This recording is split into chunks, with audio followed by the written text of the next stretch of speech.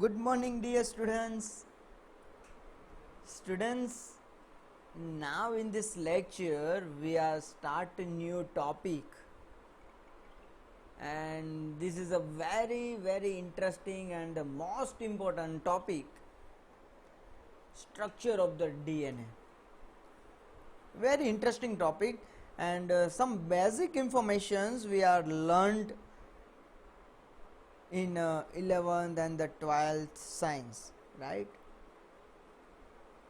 અત્યારે પણ આપણે બેઝિક જ જોવાના છીએ, પણ થોડુંક ડિટેલ્સમાં હું તમને કરાવીશ, રાઈટ?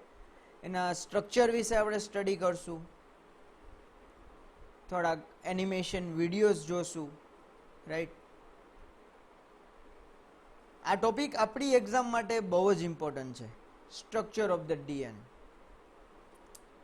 આજના લેક્ચરની અંદર આપણે ડીએનએનું સ્ટ્રક્ચર તો જોવાના છીએ, પણ એની પહેલાં અમુક જનરલ ઇન્ફોર્મેશન્સ હોવી બહુ જરૂરી છે કે ડીએનએનું સ્ટ્રક્ચર એકચ્યુઅલી બને છે કઈ રીતે. તમે બેકગ્રાઉન્ડની અંદર પણ ડીએનએ જોઈ રહ્યા છો, right? So my first question is where is a plasmid DNA, right? તમે કોલેજના સ્ટુડન્ટ છો તો તમને ખ્યાલ હોવો જોઈએ ડીએનએ કઈ જગ્યાએ હોય, right? So this is a my answer. Actually DNA છે એ ક્રોમોઝોમ્સની અંદર હોય છે. We are known about a cells, right? First image જુઓ તમે, જેની અંદર તમને સેલ્સ દેખાય છે. Cells having a nucleus, right? Nucleus having a chromosomes, and this chromosomes is made up of the DNA and proteins, right? so DNA કઈ જગ્યાએ હોય છે?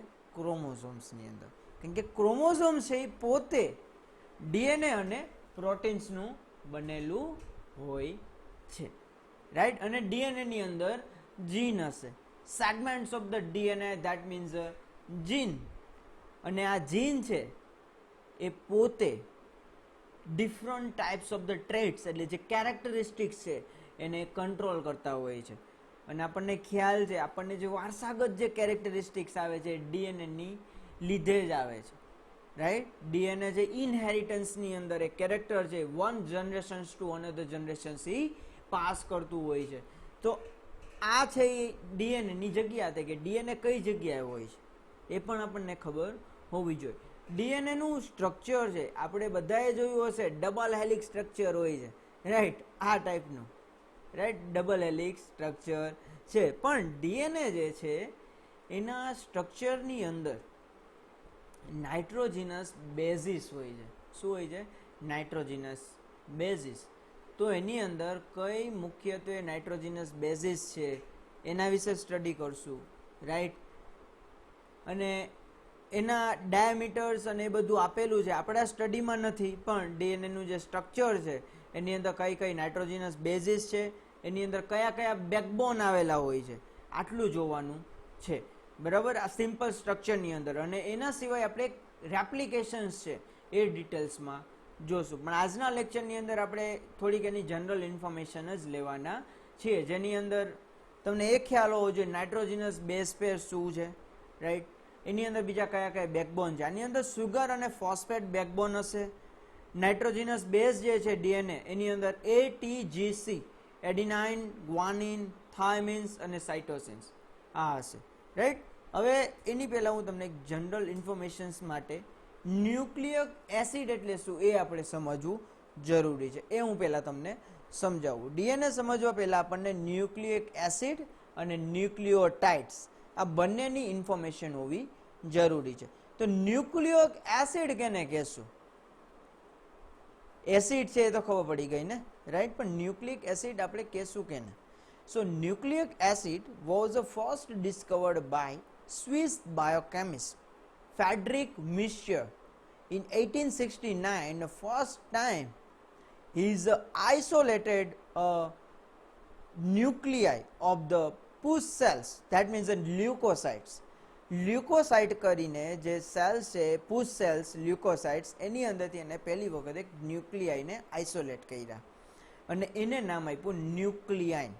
અને આ જે ન્યુક્લિયાઇન જે હતું એ એસિડિક નેચરની અંદર હતું, રાઈટ. એટલે nuclein was later shown to be a mixture of the basic proteins and the phosphorus containing organic acid. હવે જ્યાં ન્યુક્લિયન હતું, આગળ જતા એવું સ્ટડી થયું કે ન્યુક્લિયનની અંદર બેઝિકલી પ્રોટીન્સ છે, ફોસ્ફરસ કન્ટેનિંગ છે, બરાબર, એટલે કે ઓર્ગેનિક એસિડ છે, એટલા માટે એને ન્યુક્લિયક એસિડ કીધું. અને આ જે ન્યુક્લિયનમાંથી ન્યુક્લિયક એસિડ કહેવાવાળા જે સાયન્ટિસ્ટ હતા એ આર આલ્ટમેન છે. એને 1889ની અંદર એવું કીધું આ ન્યુક્લિયન જે છે એને ન્યુક્લિયક એસિડ કહેવામાં આવ્યું છે. એટલે ન્યુક્લિયન છે એ પોતે ન્યુક્લિયક એસિડ કે જેની અંદર પ્રોટીન હશે, ફોસ્ફરસ કન્ટેનિંગ ઓર્ગેનિક કમ્પાઉન્ડ હશે, right. So they are the two types of the nucleic acids. Acid કેટલા ટાઈપના છે? બે. કયા કયા છે? DNA and RNA. So DNA is also nucleic acid. And what is the full form of the DNA? Deoxyribose nucleic acids. And what is the full form of the RNA? Ribose nucleic acids. Right? So please remember this full form, DNA and the RNA. And these both are the nucleic acid types.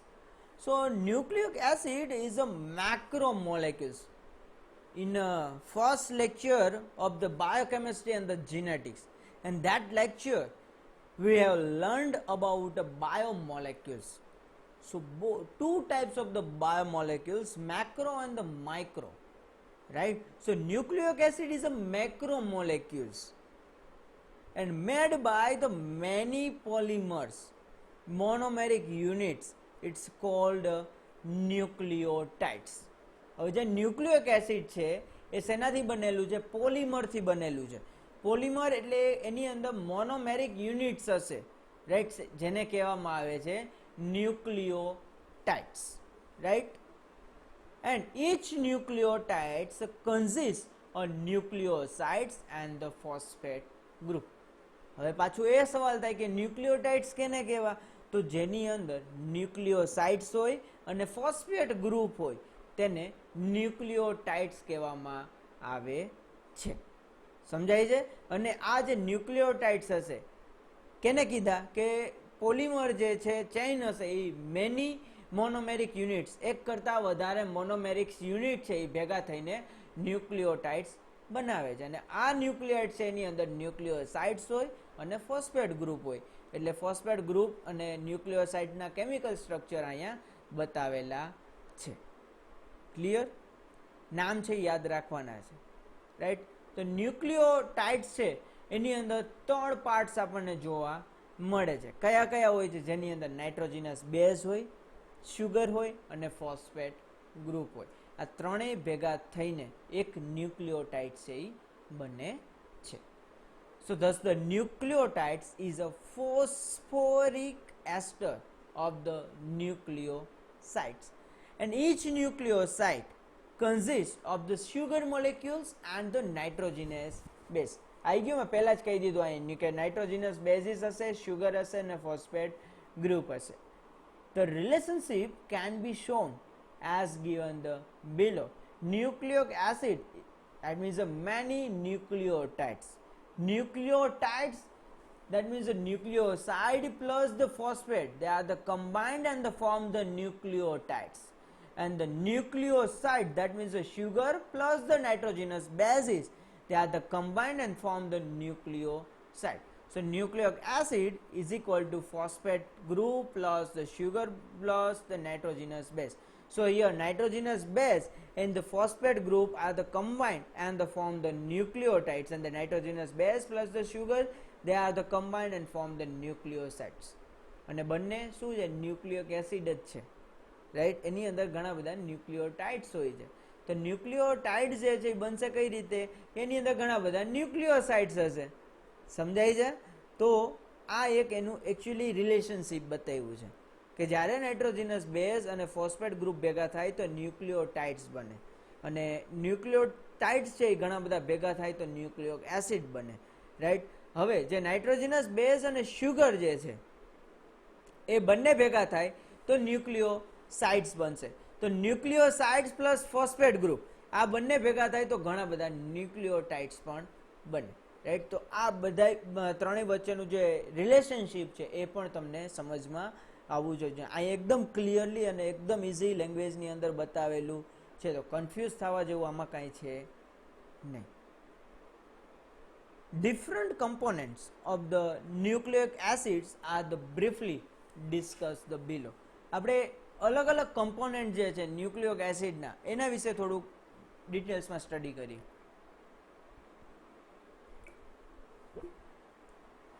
First one is a phosphoric acid.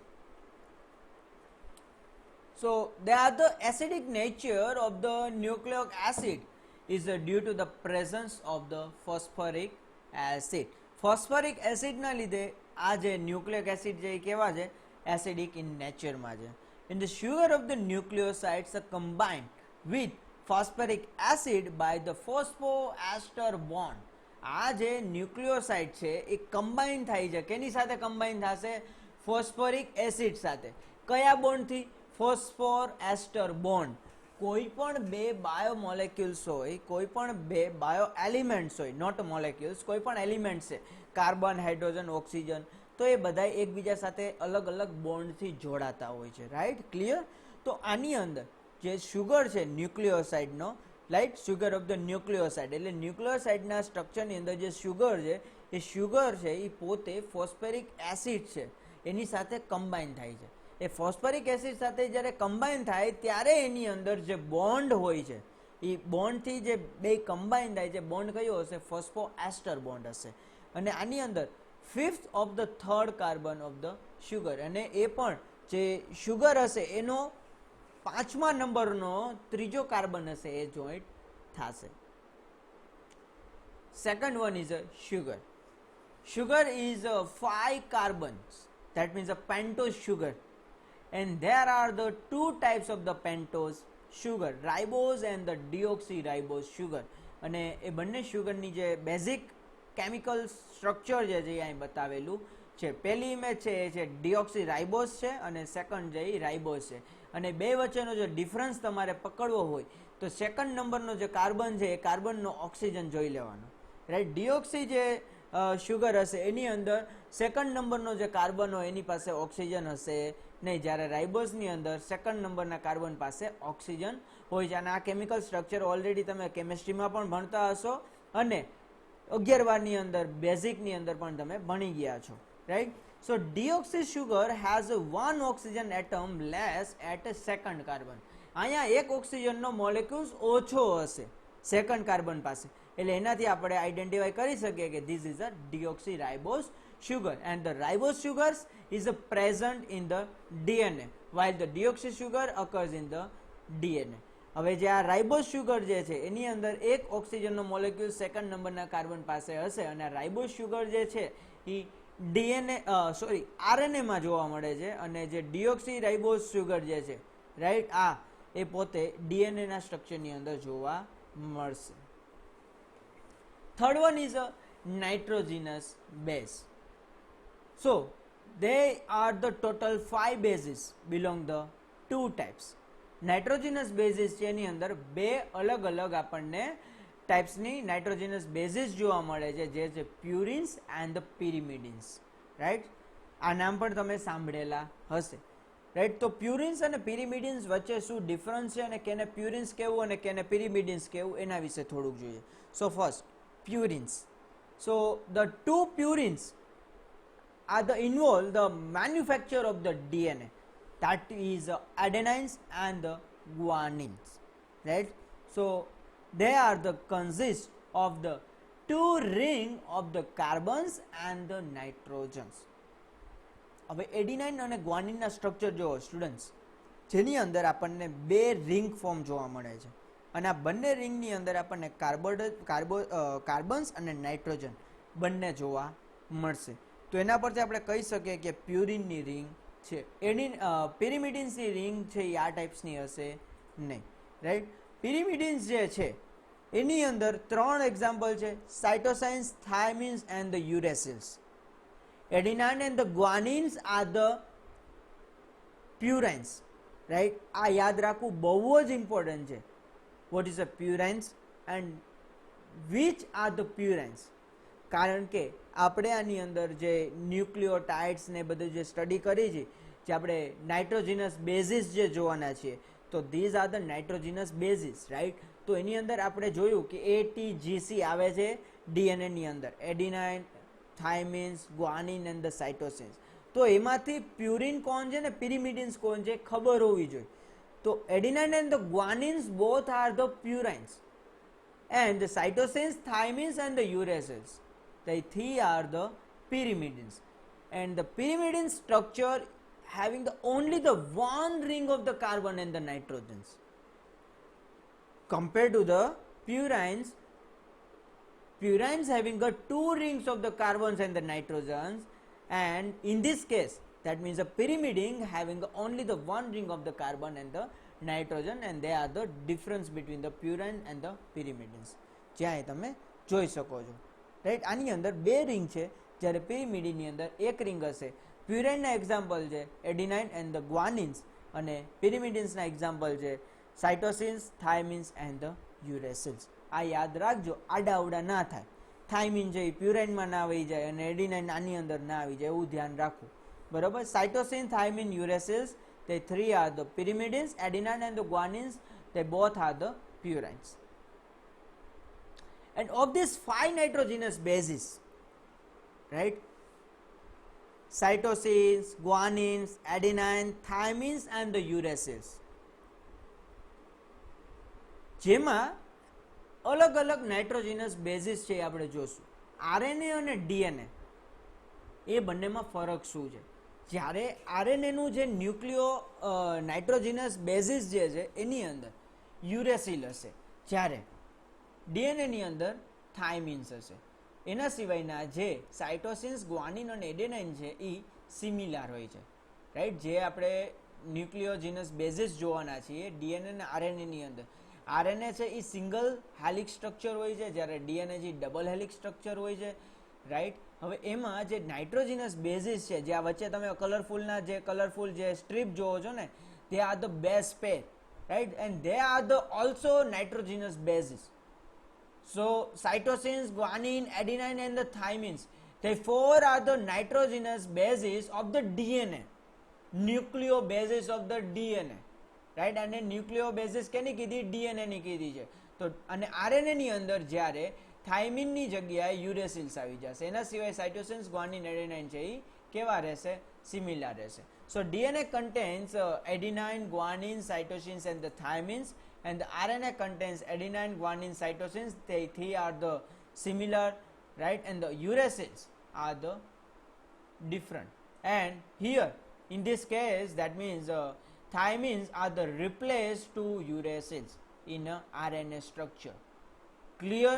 આજથી આપણા 5 nitrogenous basis અને 5 nitrogenous basis છે એ બેમાં જોવા મળતા નથી. RNA ડીએનએની અંદર similar 5 ના હોય, હશે 4 જ, પણ એક જે નાઇટ્રોજનસ બેઝ છે એ રિપ્લેસ થાય છે ડીએનએ આરએનએની અંદર. ડીએનએની અંદર થાઇમિન હશે, જ્યારે આરએનએની અંદર યુરેસિલ હશે. And this is nitrogenous basis. હવે આપણે જોઈએ આ નાઇટ્રોજનસ બેઝિસ છે એની અંદર એડિનાઇન, ગ્વાનિન, થાઇમિન, સાઇટોસિન્સ તો છે, પણ આ કલરફુલ બોન્ડ છે એમાં પણ સેપરેટલી એકબીજા સાથે જોઈન્ટ જે થાય છે એ જોવાનું છે કે કોણ કેની સાથે જોઈન્ટ થાય છે. So many nucleotides monomers units join one another to the give rise to the polynucleotides chain, right, and the two adjacent nucleotides are the joined by the formation of the phosphodiester bond. આની અંદર બે એસ્ટરના bond હોય છે, એટલા માટે એને ફોસ્ફોડાયસ્ટર bond કહેવામાં આવે છે. A polynucleotide chain is often written the 5 prime to 3 primes. આપણે જે પ્રાઇમ બોલવામાં આવે છે 5 પ્રાઇમ જે હશે એ ફોસ્ફોડાયસ્ટર બોન્ડમાં ફોસ્ફેટ હશે, અને 3 જે લખી છે ત્યાં એક કાર્બોક્સિલિક ગ્રુપ છે એ હોય છે, રાઈટ, જેને હાઇડ્રોક્સિલ ગ્રુપ કહેવાશે. સોરી, કાર્બોક્સિલિક ગ્રુપ નહીં, હાઇડ્રોક્સિલિક ગ્રુપ હશે, right. And this indicates that is a dinucleotide with a phosphate group. એટલે પી જે છે એ શું રિપ્રેઝન્ટ કરે છે? Phosphate group, right. અને જે OH જે છે એ શું રિપ્રેઝન્ટ કરે છે? Hydroxyl group. So this indicates that it is a dinucleotides with a phosphate group attached to the fifth carbons of the terminal nucleotides, and the hydroxyl group is a represent the third carbon of the basal nucleotides.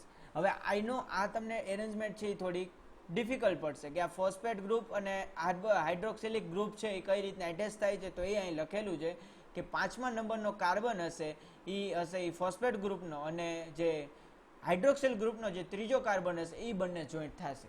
તમારે simple લેંગ્વેજમાં શું યાદ રાખવાનું? Phosphate ગ્રુપનો 5મા નંબરનો carbon અને hydroxyl ગ્રુપનો 3જા નંબરનો carbon હંમેશા ભેગા થશે. એના એ બંને વચ્ચે એક બોન્ડ હશે, બાકી કોઈ વચ્ચે બોન્ડ જોવા મળશે નહીં. If the chain of the several nucleotides is to be shown, the nucleotides between these two can also be shown as adenylic acid, guanylic acid, cytidyllic acids and the thiamidylic acids. આની અંદર acid group present છે, હાઇડ્રોક્સિલિક group present હોવાથી એને acid કહેવામાં આવેલા છે. And the following polynucleotides would illustrate the points. 5' ઉપર માની લ્યો A છે, PA, that means the adenylic acid directly આ જે હાઇડ્રોક્સાઇલિક ગ્રુપ છે એની સાથે જોઈન્ટ થશે. આની જગ્યાએ PG હોય એટલે કે ફોસ્ફેટ ગ્વાનાલિક એસિડ હોય તો એ ડાયરેક્ટ આની યાર એટેચ થશે. અહીંયા સાઇટિડાઇલિક એસિડ હશે તો એ આની સાથે એટેચ થશે, અને થાઇમિડાઇલિક એસિડ હશે તો એ પણ આની સાથે એટેચ થશે. એટલે એક એક આની સાથે એટેચ હોય છે એવું કહેવામાં આવે છે કે ફોસ્ફેટ ગ્રુપનો 5મા નંબરનો કાર્બન અને હાઇડ્રોક્સાઇલિક ગ્રુપનો રેડી જતું હાઇડ્રોક્સાઇલિક ગ્રુપનો 3rd નંબરનો કાર્બન છે એ બંને વચ્ચે શું હશે? બોન્ડ હશે. જો આ લાઈન આપી છે શું છે? બોન્ડ. ક્લિયર? તો આ હતું આપણું રેગ્યુલર જે જનરલ ઇન્ફોર્મેશન્સ મારે તમને જે આપવાની હતી એ સ્ટ્રક્ચર ઓફ ધ DNA માટે, કે એની અંદર ન્યુક્લિયોક એસિડ અને એ જે છે એ બહુ જ ઇમ્પોર્ટન્ટ છે. એના સિવાયનું જે સ્ટ્રક્ચર ઓફ DNA જે રેગ્યુલર હવે આપણે જે ડિટેલ્સમાં ભણવાના છીએ એ આપણે નેક્સ્ટ લેક્ચરની અંદર જોશું.